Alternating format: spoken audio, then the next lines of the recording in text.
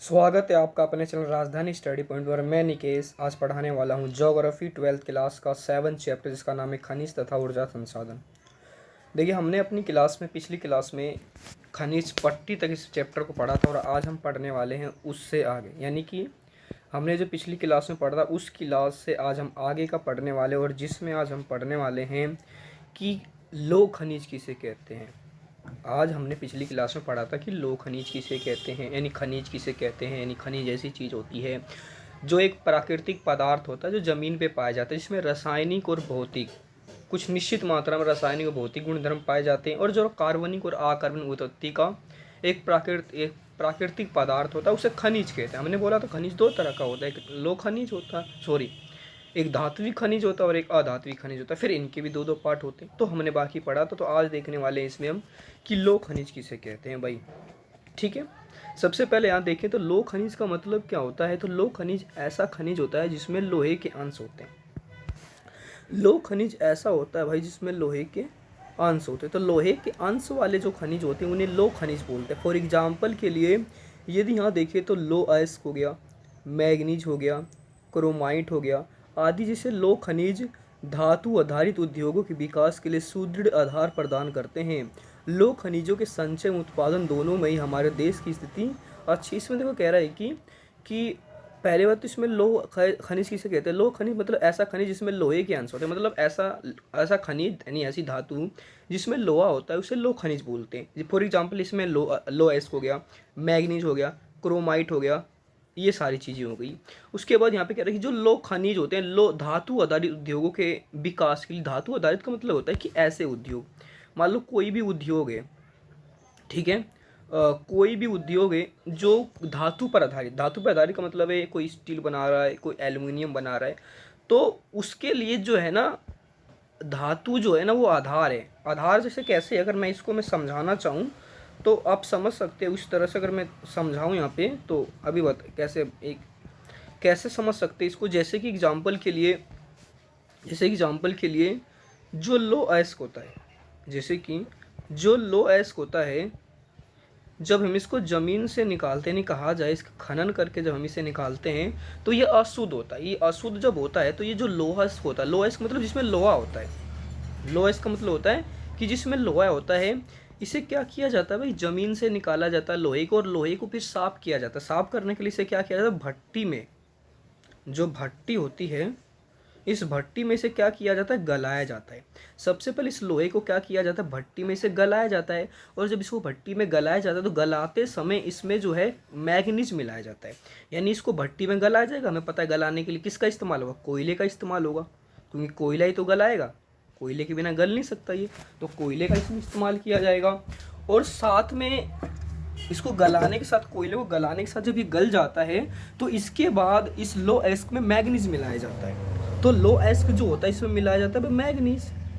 ठीक है, इस लोहे में क्या मिलाया जाता है, कोयले से गलाया जाता है, इसमें मैग्नीज मिलाया जाता है।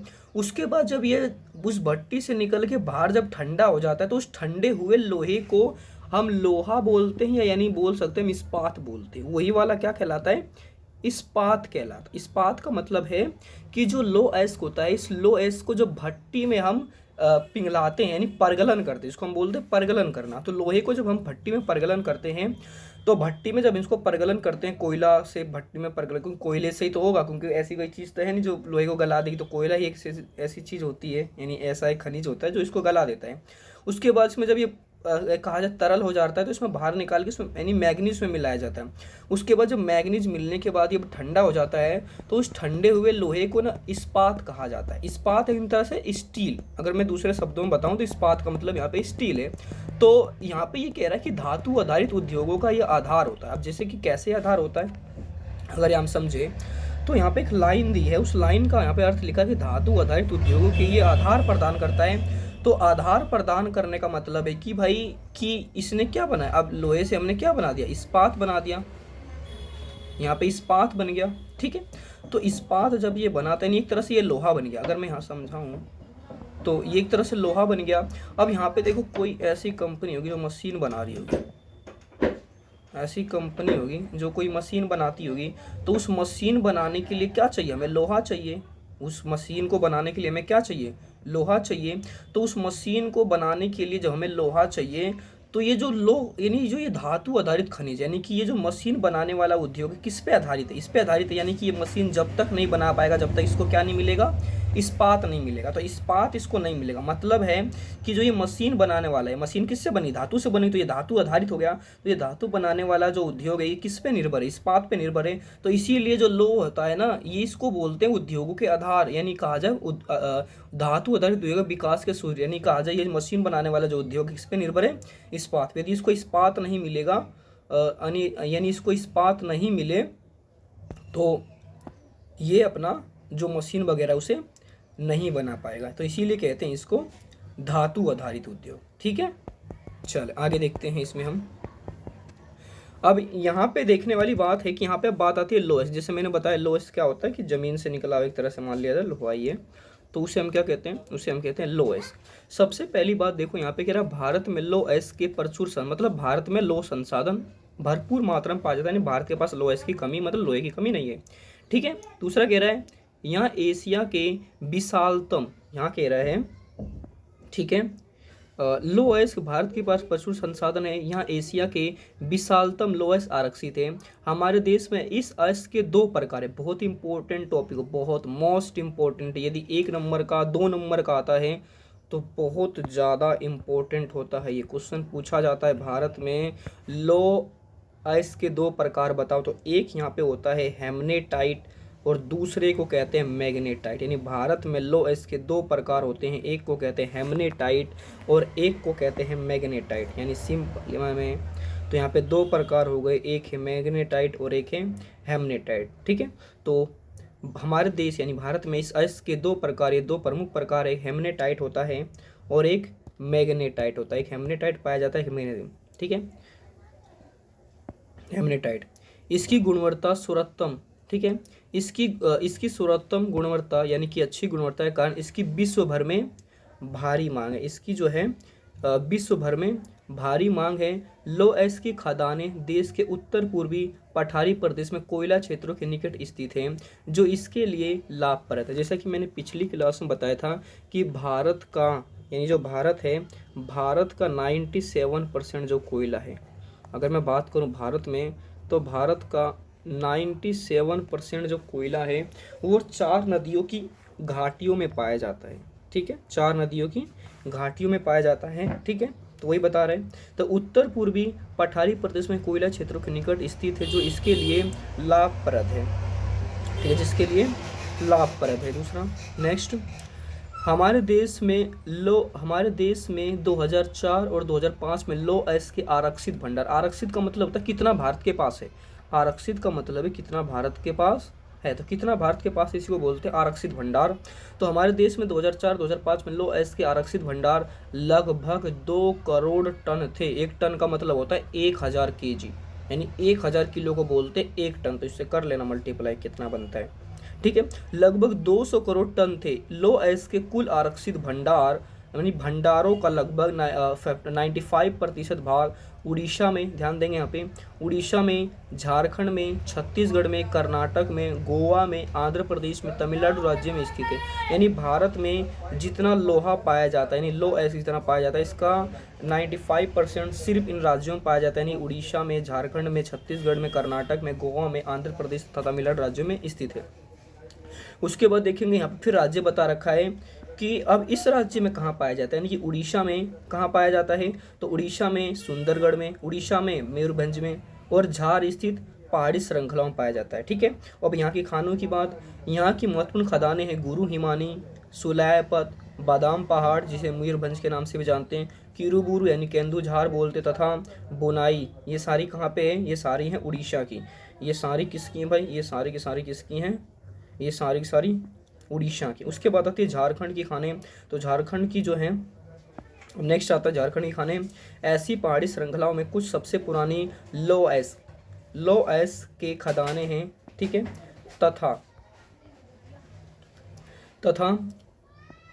तथा लो एवं इस्पात संयंत्र इसके आसपास स्थित होते हैं। जैसे कि यहाँ पे कह रहे हैं कि जो लो होते हैं यानी इस्पात संयंत्र, यानी इस्पात यानी कहा जाए तो इस्पात बनाने वाले जो उद्योग होते हैं वो लोहा इस्पात के आसपास ही स्थित होते हैं। क्या होते हैं मैं आगे बताऊंगा क्यों ऐसे होते हैं। अब यहाँ पे देखें, नोआ मंडी और गुआ जैसी अधिकतर खदानें महत्वपूर्ण खदानें पूर्वी और पश्चिमी सिंहभूम जिलों में स्थित है। ये पट्टी आगे दुर्ग, दांतेवाड़ा और वेलाडीला तक विस्तृत है। डल्ली और दुर्ग दुर्ग में राजहारा की खदानें देश की लो एस की महत्वपूर्ण खदानें हैं। कर्नाटक में लो एस के निक्षेप बल्लारी जिले के सुंदूर, यहाँ पे अब कर्नाटक के बारे में बता रहे हैं कि कर्नाटक में कहाँ पाए जाते हैं, ये देखेंगे यहाँ पे। और नेक्स्ट यहाँ पे बताया था कि झारखंड में कहाँ पाए जाते हैं। नेक्स्ट यहाँ पे एक बताया था कि झारखंड में कहाँ पाए जाते हैं, और एक यहाँ बताया था कि उड़ीसा में। 3 राज्यों के बारे में तक इसने बता दिया कि 3 राज्यों में कहाँ कहाँ पाए जाते हैं।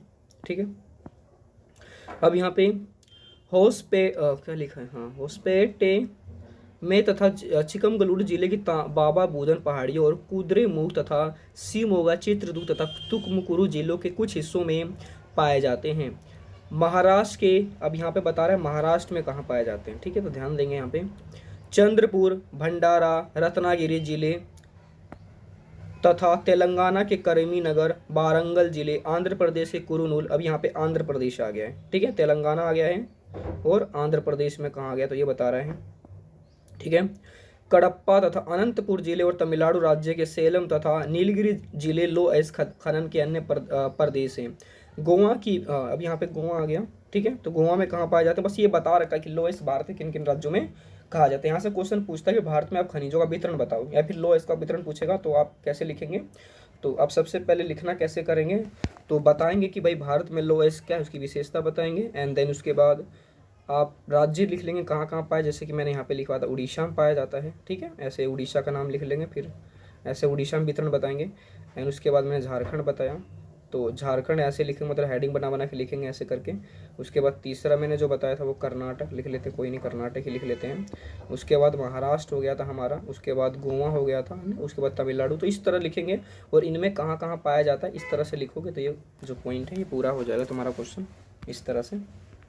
ठीक है, नेक्स्ट अब यहाँ पे आता है मैग्नीज। मैग्नीज किसे, जैसा कि मैंने बताया मैग्नीज एक लो धातु है। लो धातु, मैग्नीज एक लो धातु है, जैसा कि मैंने भी थोड़ी देर पहले बताया था।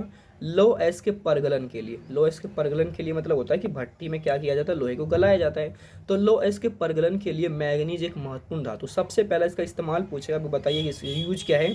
तो इसका पहला यूज है कि लो एस जो होता है, यानी लोह जो एस होता है, जमीन से जो निकाला जाता है लोहा, उसका परगला है। परगलन मतलब, परगलन का मतलब होता है गलाना, उसे गलाना।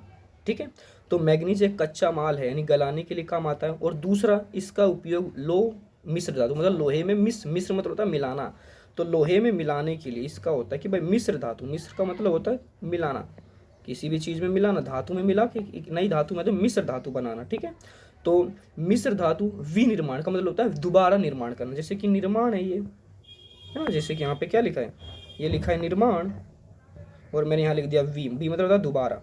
ठीक है, तो वी मतलब होता है दोबारा निर्माण करना। नेक्स्ट में भी किया जाता है। मैग्नीज निक्षेप लगभग सभी भूगर्भिक संरचना, निक्षेप का मतलब होता है कहाँ पाया जाता है, संरचना में पाया जाता है। हालांकि मुख्य रूप से ये धारवाड़ क्रम है। धारवाड़ मतलब होता है कि जगह, यानी जहाँ पे ये पाया जाता है। ठीक है, नेक्स्ट देखते हैं यहाँ पे। अब नेक्स्ट की बारी आती है यहाँ पे। अब बात आती है यहाँ कि भाई उड़ीसा मैग्नीज का अग्रणीय उत्पाद। अग्रणीय का मतलब कि मैग्नीज भारत में सबसे ज़्यादा उड़ीसा में पाया जाता है। और उड़ीसा में भी कहाँ पे पाया जाता है, उड़ीसा की मुख्य खदानें भारत की लो एस पट्टी के मध्य भाग में, विशेष रूप से बनोई, जैसे बुनाई, केंद्रुझर, सुंदरगढ़, गंगपुर, कोरापुट, कालाहांडी, बोलनगिर स्थित है। तो ये हैं कर्नाटक की कहाँ पे, तो एक अन्य प्रमुख उत्पादक तथा यहाँ की खदानें धारवाड़, बल्लारी, बेलगावी, उत्तरी कनारा, चिकमगलुरु, शिवमोगा, चित्रदुर्ग तथा तुमकुरु में स्थित है। महाराष्ट्र भी मैग्नीज का एक महत्वपूर्ण उत्पादक। यहाँ मैग्नीज का खनन नागपुर, भंडारा, रत्नागिरी जिलों में होता है।